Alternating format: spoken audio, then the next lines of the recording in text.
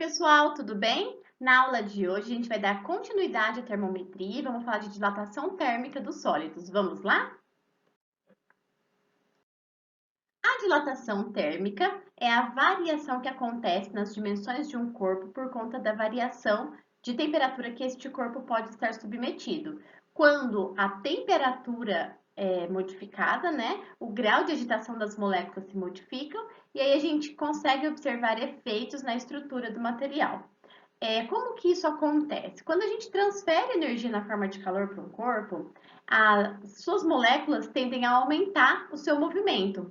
E neste aumento de movimento, né, nesse aumento da sua agitação, elas vão ocupar um espaço diferente. Então, quando o corpo recebe energia na forma de calor, as moléculas se agitam mais, sua temperatura aumenta e ele também sofre um efeito de dilatação. Ele ocupa um espaço maior do que ele ocuparia em relação à temperatura que ele está recebendo, né? A modificação de temperatura que nós estamos observando. O mesmo acontece quando a temperatura cai. Quando o nosso material perde energia na forma de calor, a sua temperatura diminui. Isso quer dizer que as moléculas têm uma menor energia cinética, né? Elas estão movimentando menos. E com essa diminuição na movimentação, elas ocupam menos espaço. E aí a gente vê uma contração do material, uma diminuição nas dimensões deste material. Nós vamos perceber que qualquer tipo de material pode sofrer uma dilatação térmica, ou seja, uma variação nas suas dimensões de acordo com a variação de temperatura. Sendo ele sólido, líquido ou gasoso, né, de maneira geral, os corpos sempre sofrem essa dilatação, conhecida como dilatação térmica. E nós vamos perceber, na análise que faremos durante a aula, os tipos de dilatação que acontece e quais são os exemplos, né, que nós temos no nosso dia a dia. Um dos fatores que determinam como o material vai se comportar diante da variação de temperatura que ele vai sofrer é o coeficiente de dilatação térmica. O que é esse coeficiente? É uma grandeza que mede aí a facilidade com que o material dilata ou contrai de acordo com a variação de temperatura. O coeficiente de dilatação, ele vai expressar para a gente aqui, né, as características de cada material. Então, cada tipo de material possui o seu coeficiente de dilatação térmica e esse coeficiente depende, né, do tipo de estrutura que nós temos para este material, o tipo de ligação que acontece, né, para formar as substâncias que constituem aquele material e como que esse material, como é que essa estrutura se comporta com as variações de temperatura, seja no aquecimento ou no resfriamento. Aqui nós temos uma imagem, né? Nós temos um bloco aí que apresenta uma determinada dimensão e quando a gente aquece, a gente vê as moléculas aumentando aí seu grau de agitação e isso faz com que tenha então uma expansão, uma dilatação neste material quando aumenta-se a temperatura. Uma maneira bastante interessante de observar essa dilatação térmica dos materiais é fazendo este desafio. Então, eu vou deixar um desafio aqui proposto para vocês, para que neste momento, né, que vocês estão em casa, organizando os estudos de vocês, vocês tirem uns minutinhos aí para ser o cientista da vez, ok? Então, vocês vão pegar um balão, né, encher aí um balão de festa, uma bexiga mesmo, vai encher um pouquinho essa bexiga, não precisa encher completamente, tá? Para ela não ocupar muito lugar, muito espaço, né? Aí na nossa geladeira, que é o que a gente vai utilizar. Mas enche aí com a metade do volume que essa bexiga suporta e dê um nó. Meça com uma fita métrica ou mesmo com um barbante a circunferência que nós temos aí. Se você medir com a fita métrica, você vai ter a medida exata.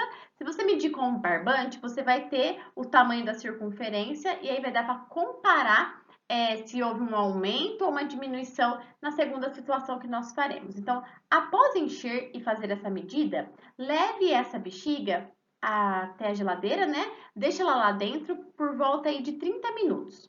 Depois de 30 minutos, meça novamente. Se você está usando a fita métrica, anote as medidas. E se você está usando um barbante, faz a medida com barbantes diferentes e depois meça aí o tamanho do barbante numa régua, que também ajuda a gente a ter a medida.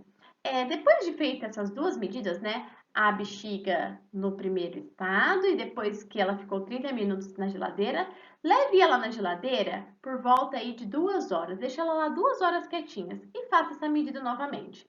Anote todas as suas medidas e compare o que aconteceu com o volume aí da bexiga, né, em relação a essa diminuição de temperatura. Espero que vocês tenham bons momentos fazendo esse desafio, que vocês tenham boas conclusões e quem fizer, por favor, me conte para a gente discutir um pouquinho o que aconteceu aí com a bexiga nesse desafio.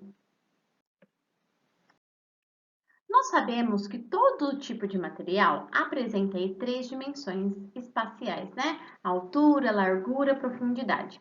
Mas a gente sabe também que existe alguns materiais que um desses valores pode ser desprezível. Por exemplo, se a gente pensar numa folha de papel sulfite, a gente sabe aí que a largura e a altura da folha são informações importantes para a gente ter a dimensão aí, né, do tamanho dessa folha, da superfície que essa folha abrange. Mas o seu volume, por exemplo, a sua profundidade pode ser desprezível, né? A gente tem lá o que a gente chama de gramatura da folha sulfite, que é o que vai nos dizer aí a espessura dela, mas essa é uma dimensão que pra gente, né, pode ser desprezível. Assim como uma linha, se a gente pegar uma linha, né, só aí, a gente sabe que o comprimento da linha é uma informação bastante significativa, mas as suas outras dimensões nem tanto. Então, os tipos de dilatação volumétrica estão associadas às dimensões significativas.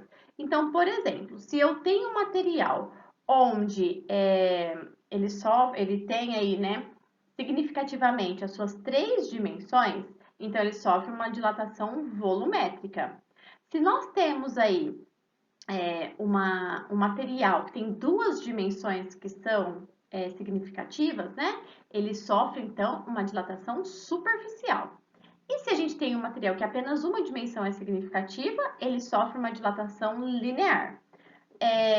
Como é que isso se aplica no nosso dia a dia, né? Então, vamos pensar aí nos materiais que possuem 3 dimensões significativas. Nossas esferas, cubos, geralmente, né, os materiais aí, blocos e coisas que podem ser utilizadas na nossa construção civil, por exemplo, nós temos que pensar na dilatação dele nas suas 3 dimensões. Na superfície, se eu estou usando uma chapa, né, ou uma placa aí de um determinado material, eu preciso pensar na sua dilatação superficial, né, ou nessas alterações em que a superfície sofre. Um exemplo são os pisos, né? Quando a gente coloca um piso, a gente tem ali que respeitar um espaço que é colocado um rejunte, até um rejunte térmico ali, para que quando haja a dilatação, né, a gente não tenha um rompimento da estrutura. E as superfícies lineares, né, se a gente pensar em trilhos ou mesmo em fios, barras finas, a gente vai analisar então de maneira linear. No ensino médio, vocês vão aprender a calcular cada um desses tipos de dilatação térmica. Vamos aprender a manusear aí, né? Não só essas equações matemáticas que são utilizadas para a gente analisar o tipo de dilatação ou quão o material varia, né? Mas também aprender a lidar com esses coeficientes de dilatação, que são diferentes para cada material. Para vocês terem uma ideia, um engenheiro de materiais, por exemplo, ele tem que conhecer bem as características do material que ele vai indicar para uma determinada construção, para uma determinada obra, né? Para que ou para uma determinada aplicação, para que o seu material, né, resista a variações aí de temperatura, principalmente em relação ao fenômeno de dilatação térmica. Nós vamos fazer o exercício 3 para treinar um pouquinho, então, esses conceitos de dilatação térmica. Vamos lá? Este exercício está no meio aí do nosso capítulo e nós vamos treinar um pouquinho com ele. Ele fala assim, ó, considerando o que estudamos de dilatação térmica, leia as alternativas a seguir e faça a soma do que estiver correto. Então, ele fala assim, ó, quando a temperatura é elevada, a energia cinética também aumenta devido à maior agitação das moléculas, o que provoca em muitas substâncias o afastamento entre essas partículas, levando à dilatação do material aquecido. Isso é verdadeiro, né? A própria definição de dilatação térmica que nós vimos falando aí, né, que o material, então, tem um afastamento entre as suas moléculas por conta do grau de agitação que elas adquirem, isso causa uma dilatação no material. No 2, ele fala assim, ó, o coeficiente de dilatação térmica é uma medida do comportamento da dilatação de um material. Isso é verdadeiro e é específico para cada material, né? Cada material se comporta de uma forma diante aí as variações de temperatura e nós temos até tabelas de coeficientes de dilatação. Na 4, ele fala assim, ó, todos os líquidos e gases dilatam-se e contraem-se com maior dificuldade do que qualquer sólido. Aqui a gente tem um problema, ó. Ele vai falar que isso acontece porque as moléculas nas substâncias líquidas e gasosas estão mais dispersas. As nossas moléculas nas substâncias líquidas e gasosas estão mais dispersas, estão um pouco mais afastadas do que nos sólidos, mas isso facilita a dilatação e não dificulta. Então, a dilatação, ela acontece de maneira mais fácil, né, facilitada para líquidos e gases, e não de maneira mais difícil, como fala o item, o 4 é falso. No 8 ele fala assim, ó, quando aquecemos a água dentro de um recipiente de metal, os dois materiais sofrem dilatação, ok? Tanto o líquido quanto o metal sofrem dilatação. Mas a água dilata-se mais por possuir um maior coeficiente de dilatação que o metal. Isso é verdade, a água no estado líquido, né, vai ter uma dilatação maior do que o metal, e isso é expresso no coeficiente de dilatação deste material, tá? Verdadeira 8. Tanto que se a gente pudesse, se a gente conseguisse, né, colocar a água no limite do nosso recipiente, exatamente ali, né, no limite, conforme a gente fosse aquecendo, né, como a dilatação do metal é menor que a dilatação do líquido, o líquido transbordaria. Na 16 ele fala assim, ó, a dilatação volumétrica ocorre nos corpos sólidos maciços, como esferas e cubos. Isso é verdadeiro, são corpos que apresentam aí as três dimensões significativas. E a 32 ele fala assim, ó, a dilatação linear ocorre nas superfícies planas de maneira uniforme. A gente tem um problema aqui, se a dilatação é linear, ela tem uma dimensão somente significativa, e se ele está falando de superfície, são duas dimensões significativas, né? Tem um problema aqui de conceito. Deveria ser uma dilatação superficial e não linear. Aqui está falso.